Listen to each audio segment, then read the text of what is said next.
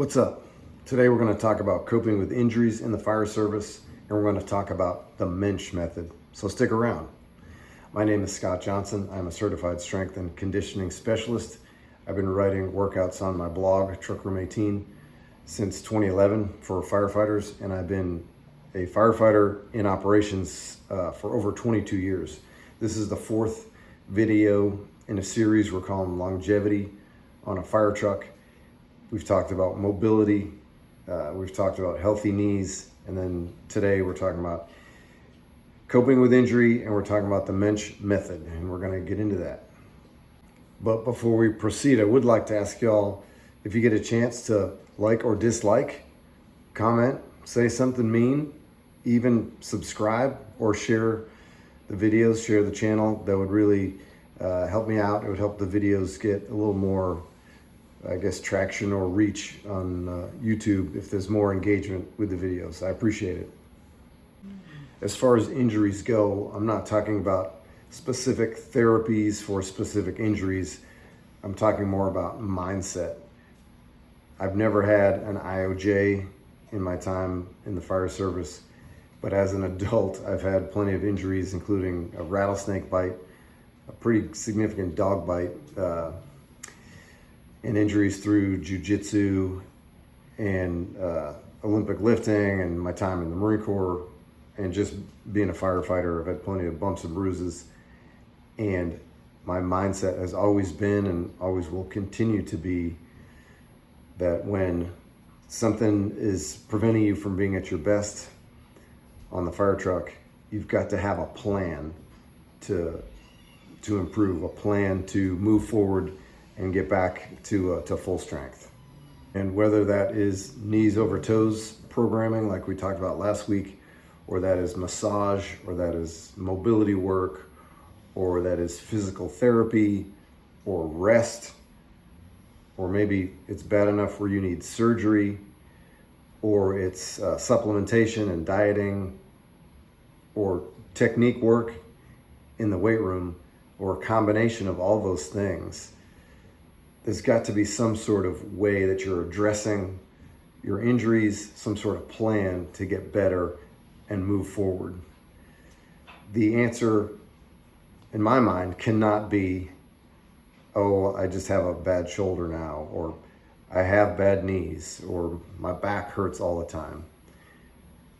For me, that can't be the answer. We've got to keep working to find a way to improve, to get better, to get healthier, to look for the methods and modalities and training that will help us get back on track, help us to improve. And I know there's guys and gals that have had some pretty significant injuries and surgeries, and maybe they won't be able to get back to 100% of the function they had before.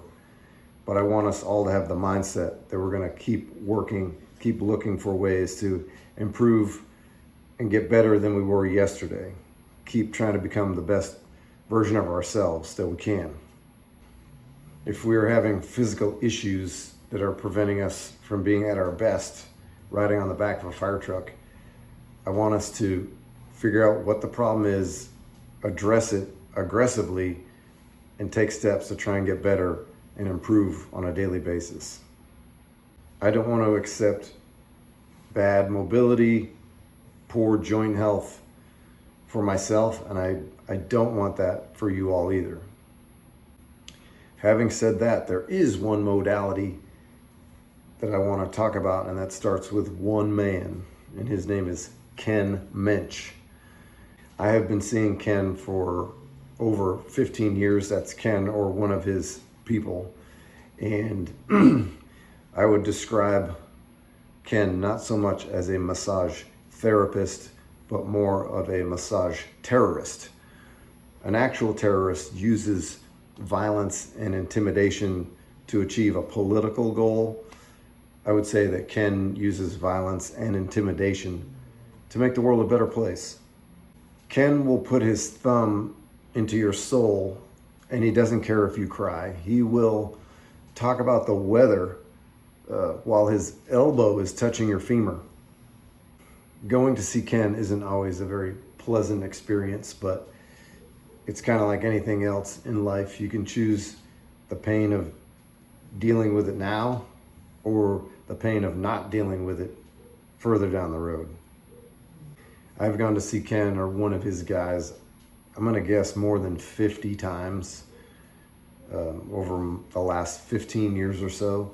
I've had my shoulders, neck, quads, hamstrings, tennis elbow, calves, basically all of my body parts I've had worked on by Ken or one of his people. And also many other firefighters that I know go to them. My wife, my older son sees them on a regular basis. My older son has been going to see Ken or one of the other guys since he was 15. Every time I've gone to see Ken or one of his guys, the issue I have is either fixed or it's gotten at least 80% better. One of the main things that I've seen him for is tendonitis. I've had tendonitis in my knee or both knees many different times. And he's always fixed it, and usually doing things against his guidance caused me to be a repeat visitor for my knees. So Ken generally fixes any kind of tendonitis I have, and then the things that have kept it away are I started wearing orthotics, and then also Ben Patrick's programming. Those factors, those three things together have really put me on a path where I've had no issues for many years with my knees. I will put a link to Moench Method Bodyworks in the description.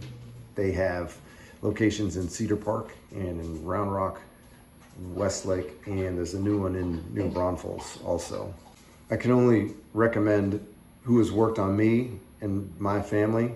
I'm sure they're all good therapists, but the ones that have worked on me are obviously Ken, but then Jordan, who works in Round Rock, and then Chris Knowles, who works in Cedar Park almost exclusively.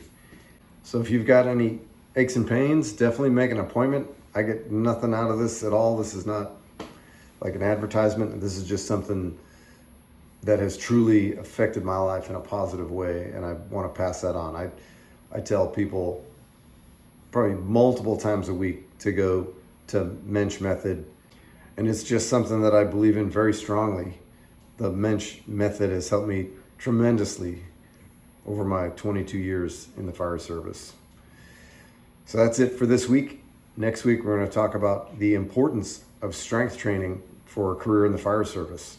We'll see you next time.